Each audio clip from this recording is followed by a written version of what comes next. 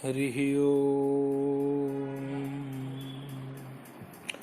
कृष्णाय वासुदेवाय हरये परमात्मने प्रणतक्लेशनाशाय गोविन्दाय नमो नमः।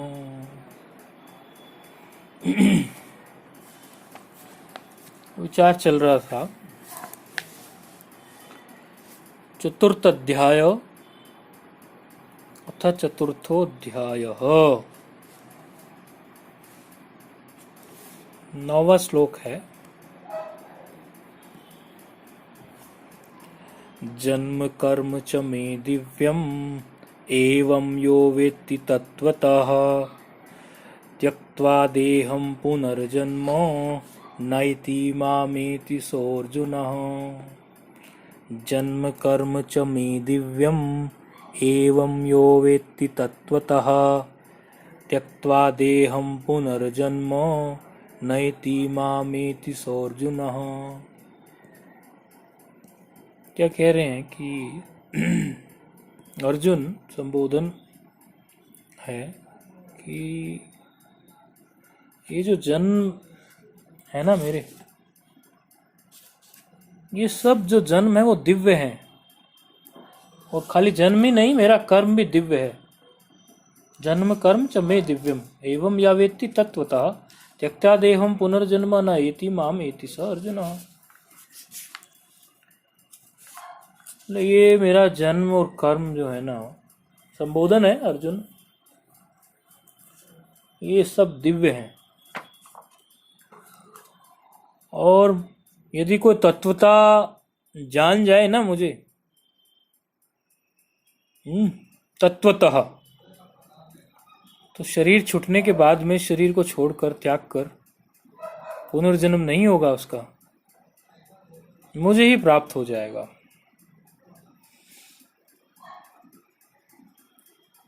इसमें कई प्रकार से विचार खड़े किया जा सकता है। अलग अलग विद्वानों ने अलग अलग प्रकार से इस पर रखा। शांकर भाष्य जब हम देखते हैं, गीता का बड़ा ऑथेंटिक शांकर भाष्य है, उस पर फिर आनंदगिरी टीका है। टीकाओं की तो पूछो मत, बहुत टीकाएं हैं। लेकिन कुछ प्रसिद्ध टीकाएं हैं, जैसे नीलकंठी टीका है, जैसे धनपति जी की टीका है, मधुसूदन जी की टीका है, आनंदगिरी टीका है, ये बड़ी प्रसिद्ध है। तो शांकर भाष्य में तो कहा कि जन्म, जो जन्म की तुम बात कर रहे हो वो क्या है कि जन्म माया रूपम, माया रूप जन्म है वो।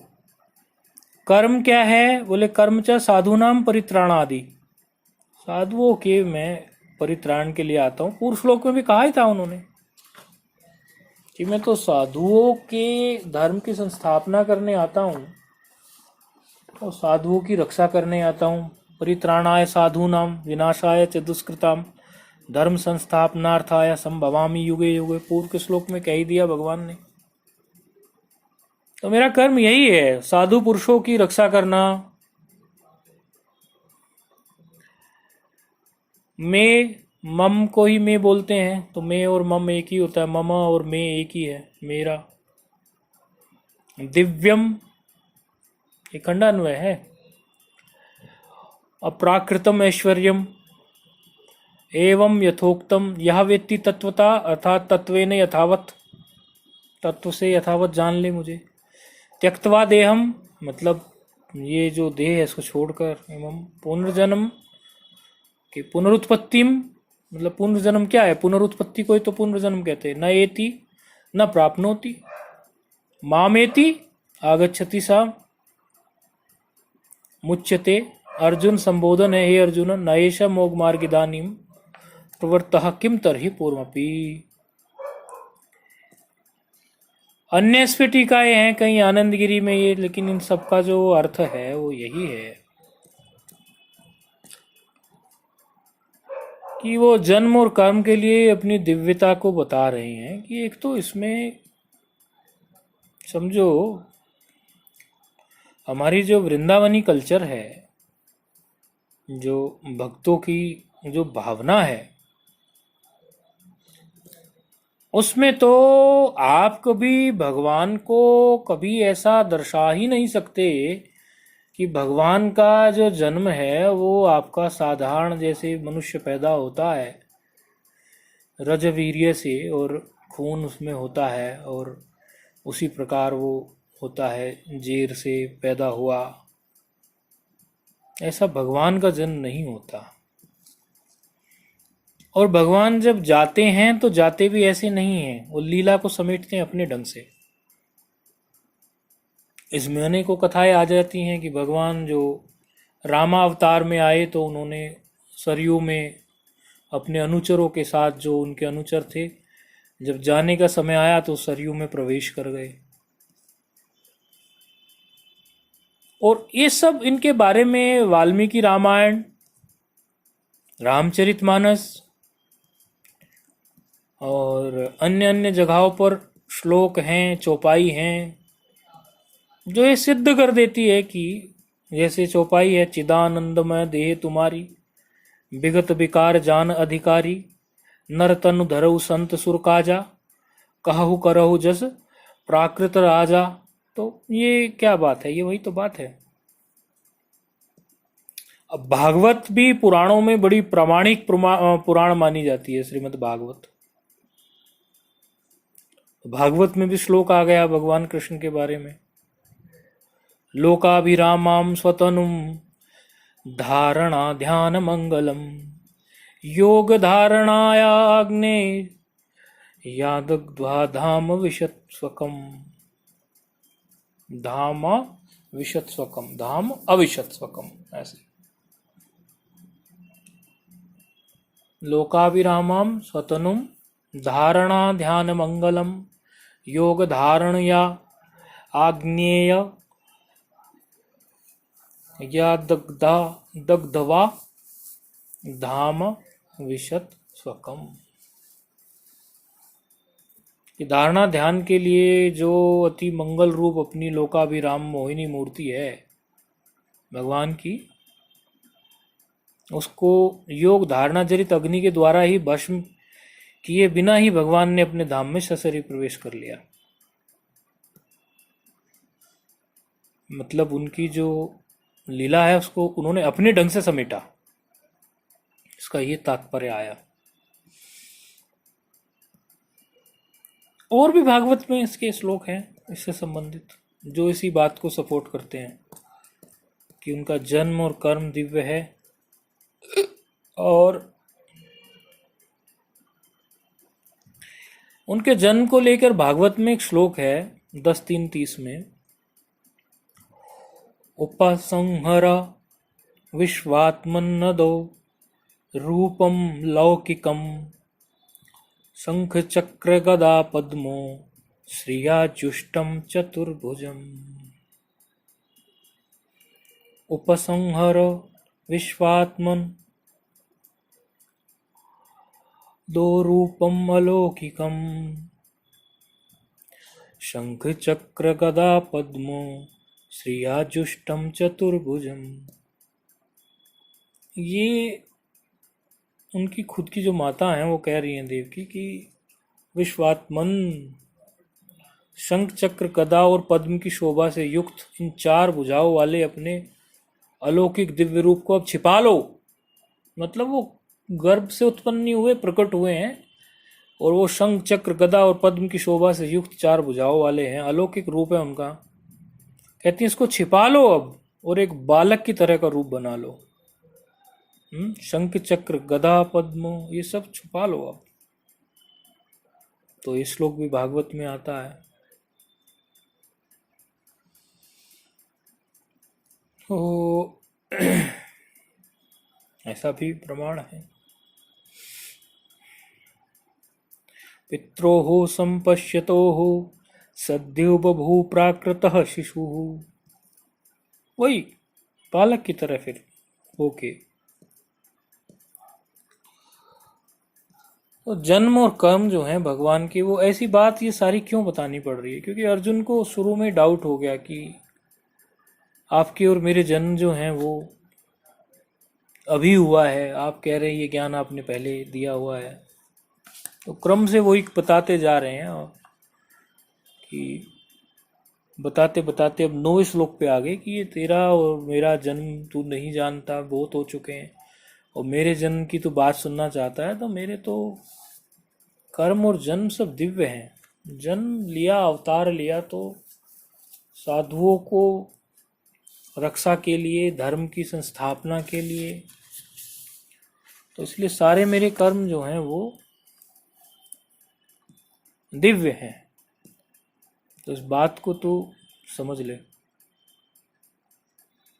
इसी तरह महिमा में भगवान की, गोस्वामी तुलसीदास तो राम जी की महिमा अवतार है ना, कह देते हैं भाई प्रगट कृपाला दीन दयाला कौशल्या हितकारी हर्षित महतारी मुनि मनहारी अद्भुत रूप विचारी लोचन अभिरामा तनुघन श्यामा निज आयुध भुज चारी भूषण वन माला नयन विशाला शोभा सिंधु खरारी माता पुनि बोली सोमति डोली तजहु तात यह रूपा की जय शिशु लीला अति प्रिय शीला यह सुख परम अनुपा सुनि बचन सुजाना रोदन ठाना हुई बालक सुर भूपा।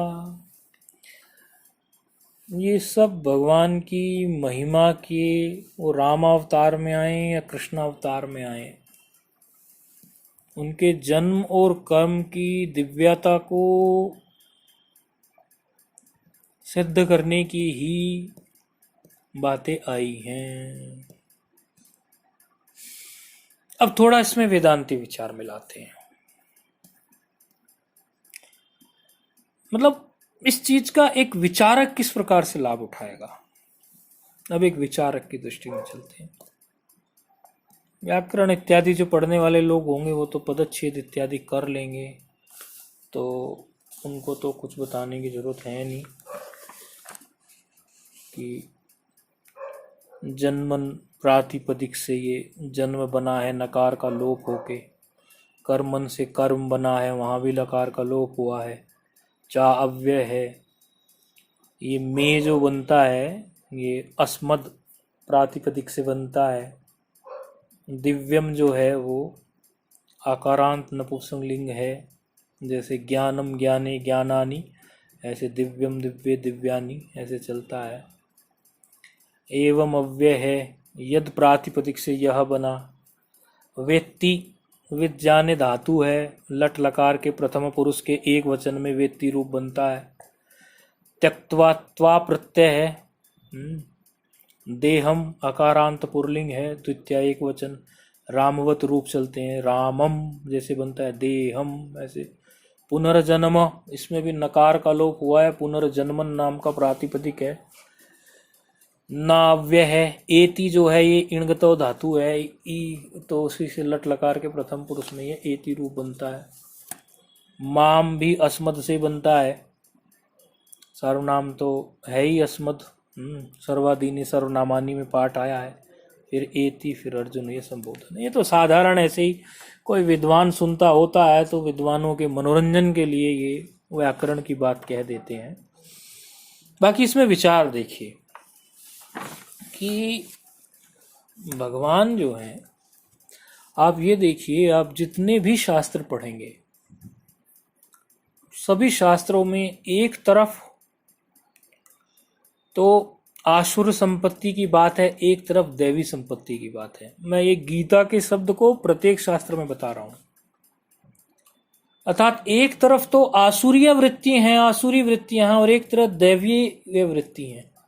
एक तरफ आसुरी विचार हैं जीवन में, एक तरफ दैवीय विचार हैं जीवन में। एक तरफ रजस और तमस से भरे हुए विचार हैं जीवन में, और एक तरफ जो है सत्य से भरे हुए विचार हैं। और उन विचारों को लेकर ही अन्य अन्य साधुओं को प्रसंग बनाकर उपनिषद उठाओगे तो ऋषि बोल रहे हैं और श्रोता वहां पर शिष्य सुन रहा है। कोई और परंपरा को आप लोग श्री योग वासिष्ठ महारामायण में तो वशिष्ठ जी बोल रहे हैं, राम जी सुन रहे हैं। तात्पर्य ये आता है कि वहां जितने भी वर्णन आते हैं तो असुरों के वर्णन क्यों हैं और देवताओं के वर्णन क्यों हैं, दिव्यता का वर्णन क्यों है और बिल्कुल खत्म जिसका जीवन हो उसका भी वर्णन है। तो वहां कहा जाता है कि ये जगत में जो कुछ भी तुम्हें दिख रहा है ये कुछ भी नहीं है सिवाय तुम्हारी वृत्ति के। तुम्हारी जो दृष्टि है वही सृष्टि के रूप में दिख रही है। जैसी तुम्हारी दृष्टि है वैसी सृष्टि है। और जितने भी ये मनुष्य हैं ये कोई और नहीं है, तुम्हारे ही चित्त की वृत्ति, तुम्हारा ही विचार मनुष्य के रूप में खड़ा है। विचार करना जरा, कोई भी मनुष्य जो आपको ऐसे दिखाई पड़ता है कि ये व्यक्ति बुरा है, कोई व्यक्ति आपको नजर आता है कि ये व्यक्ति चोरी के उसमें बंद हो गया है, तो कभी ना कभी चोरी की वृत्ति तो आपके अंदर भी उठी होगी, लेकिन आप में और उस चोर में सिर्फ इतना अंतर है कि उसने उस चोरी की वृत्ति को क्रियान्वित कर दिया और आपने उस चोरी की वृत्ति को मन और बुद्धि के बीच में पीस दिया, उस वृत्ति को क्रियान्वित नहीं किया। ऐसा कौन साधु है इस पृथ्वी पर कि जिसको कभी कोई बुरा विचार ही ना उठा हो? और जो ऐसा कहता है नहीं उठा मुझे कभी बुरा विचार, मुझे 24 घंटे जब से पैदा हुआ हूं और मरने तक केवल अच्छे विचार ही उठे हैं, तो वो झूठ बोलता है, सरासर झूठा है वो। तो अंदर जो है वो दैवी संपदा भी है और अंदर ही जो है वो आसुरी संपदा भी है। लेकिन भगवान कह रहे हैं कि मेरा जो जन्म है वो दिव्य है और मेरे कर्म भी दिव्य हैं, अर्थात वो ये द्योतन कर रहे हैं कि जैसा मेरा जन्म मैंने दिव्य है, मेरे कर्म दिव्य हैं, ऐसे आपके जन्म और कर्म भी दिव्य हों। शास्त्र में यही प्रेरित करता है। आप भी अवतार हैं, लेकिन आपकी अवतारता को आप नहीं समझ पाएंगे। आप ब्रह्म स्वरूप ही हैं, अपनी उस ब्रह्म स्वरूपता से नीचे जीवत्व पर बैठे हैं। और भगवान ये कहना चाह रहे हैं कि मेरे जो ये जन्म है वो ऐसे दिव्य हैं, ऐसे हैं, तो वो ये नहीं है कि उनको कोई अपनी प्रशंसा करने का है। भगवान को प्रशंसा की क्या आवश्यकता? एक तो भगवान की जो चीजें होंगी, जब भक्त वही चिंतन करेगा, तो कीटी भृंग न्याय तो आप जानते हैं ना, कीड़े और भ्रमर का न्याय आप जानते हैं। जैसा आप चिंतन करेंगे आप वैसे बन जाओगे, अन्यथा तो ये न्याय ही नहीं घट सकता कि कोई भगवान के बारे में ऐसा सोचे कि भगवान के जन्म जो है वो दिव्य हैं और कर्म जो है वो दिव्य हैं। तो जन्म और कर्मों की जो दिव्यता है उसके बेसिस पे मुक्ति कैसे हो सकती है? ये शास्त्र इसको कैसे कैसे घटाएगा? यदि श्लोक में ये बात कही गई है कि जन्म कर्म च मे दिव्यम एवं यो वेत्ति तत्वता त्यक्त्वा देहम पुनर्जन्म नैति मामेति सो अर्जुन, तो ये कैसे घटेगा कि त्यक्त्वा देहम पुनर्जन्म नयति मामेति सो अर्जुन? मतलब यो वेत्ति तत्वता, जो मुझे तत्वता जान जाएगा, त्यक्त्वा देहम, वो इस देह को त्याग कर पुनर्जन्म नयति मामेति सो अर्जुन, कैसे संभव होगा ऐसे? अरे हमने किसी के बारे में जाना कि ये व्यक्ति जो है, सामने वाला व्यक्ति चोर नहीं है। यदि कोई दो लोग बैठे हुए हैं, उसमें एक चोर है और दूसरा चोर नहीं है, और जो चोर है वो ये सोचने लगे कि सामने वाला जो है चोर नहीं है, तो क्या वो दूसरा भी चोरी से मुक्त हो जाएगा? नहीं हो सकता। लेकिन भगवान के केस में फिर ये कैसे बात घट रही है? तो इसमें हमें कीट भृंग न्याय लगाना पड़ेगा, कीड़े और भ्रमर का न्याय, कि जो भक्त इस प्रकार चिंतन करेगा कि भगवान के जन्म और कर्म दिव्य हैं, ऐसा चिंतन करते करते उनकी लीलाओं का चिंतन करेगा, उनकी सारी लीलाएं श्रीमद् भागवत से या फिर उनके जन्म जीवन जीवनी से या उन पर अनेकों शास्त्रों से या गुरुजनों से, क्योंकि जहां उसके अंदर ये जिज्ञासा पैदा होगी कि उनके जन्म और कर्म दिव्य हैं, तो वो खोजेगा कि दिव्यता क्या है। तो जब वो दिव्यता को खोजना चालू करेगा, चिंतन करेगा, तो खोजते खोजते उसे पता चलेगा ये दिव्यता है। और जैसे जैसे जैसे जैसे वो चिंतन करेगा और वैसे वैसे वो स्वयं बनता चला जाएगा, तो उसके जन्म भी दिव्य और उसका कर्म भी दिव्य हो जाएगा। ये न्याय आप समझ लीजिए।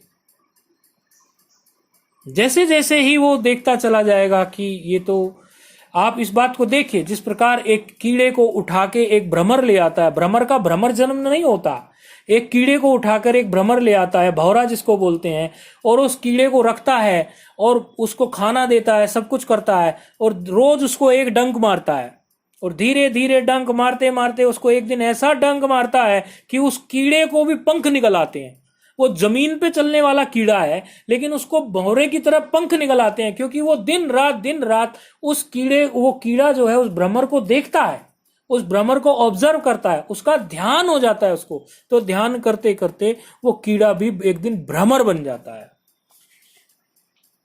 तो जब आप भगवान के जन्म और कर्म को दिव्य जानेंगे, समझेंगे और तत्वता उनको समझेंगे कि जन्म और कर्म दिव्य कब हो सकते हैं, उनका तात्विक रूप भी क्या है, सगुण साकार, निर्गुण निराकार, सभी प्रकार से जब जानने की आप कोशिश करेंगे, उस समय आप ये अच्छी तरह से जान जाएंगे कि भगवान जो हैं वो साधारण नहीं है। तो आप भगवान ही नहीं, स्वयं भगवत स्वरूप हो जाएंगे, क्योंकि आप भगवत स्वरूप हैं लेकिन भूले बैठे हैं। तो वो जब चिंतन चलेगा उस प्रकार का, तो वो कार्य हो जाए। यहां यही न्याय घट सकता है, और कोई न्याय नहीं घटेगा।